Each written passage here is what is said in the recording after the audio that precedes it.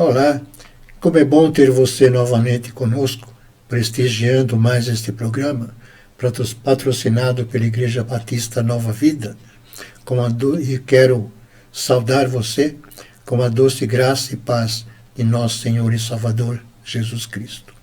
Sou o pastor Edson de Faria e, como sempre, não posso deixar de convidar você a nos visitar e estar participando conosco em nossos cultos, culto de adoração ao nosso Deus eterno. Eu quero dividir com você o que o Espírito Santo de Deus colocou em meu coração. Eu estava lendo o texto do livro de Salmo 37, versículos 23 a 24, e que está registrando o seguinte: o Senhor firma os passos do homem bom, e no seu caminho se compraz. Se cair, não ficará prostrado, porque o Senhor o segura pela mão. E que nós podemos entender nesse texto é que ele vale como uma promessa. A expressão homem bom nos remete a pensar naquele que pensa no bem dos outros, pratica a justiça, tem piedade com os outros. Fala sempre a verdade, sente prazer em estar servindo ao Senhor. Isto nos leva a pensar em José, lá no Antigo Testamento, Gênesis, capítulo 39, versículo 2, que diz o seguinte: o Senhor era com José, e veio a ser homem próspero, e estava na casa do seu senhor egípcio. Vendo Potifar que o Senhor era com ele, e com tudo o que ele fazia, o Senhor prosperava em suas mãos, pôs José por mordomo. Isto é uma verdade, pois significa que os seus passos, ou os passos daqueles que confiam no Senhor, são formados e confirmados pelo Senhor. Entretanto, tomando esse texto como uma promessa, não significa que nunca poderemos sofrer uma queda. Mas se cair, o texto também diz que nós não ficaremos prostrados. Não seremos abandonados, pois o Senhor tomará pela mão e nos levantará, nos erguerá.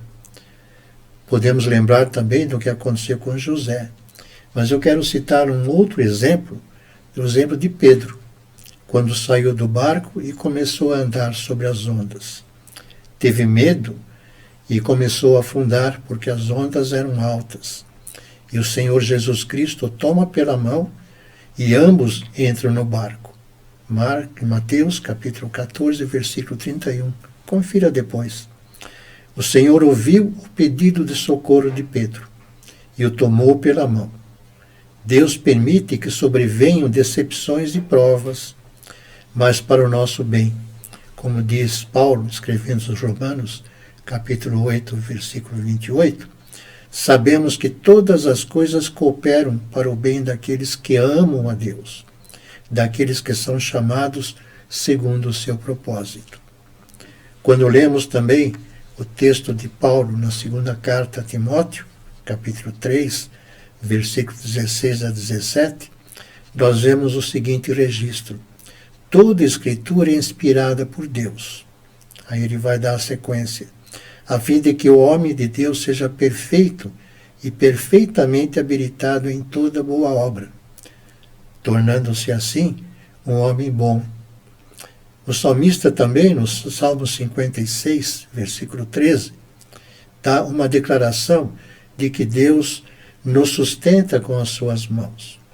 Pois da morte me livraste a alma, sim, livraste da queda os meus pés, para que eu ande na presença de Deus,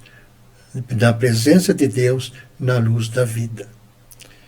E nós vemos lá Paulo escrevendo em Romanos ainda, capítulo 8, versículo 16, que ele vai dar um desfecho muito importante, quando ele está registrando: o próprio Espírito testifica com o nosso Espírito que somos filhos de Deus.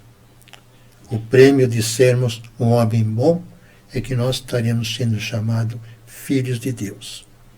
Que Deus o abençoe e até o nosso próximo encontro, querendo assim Deus.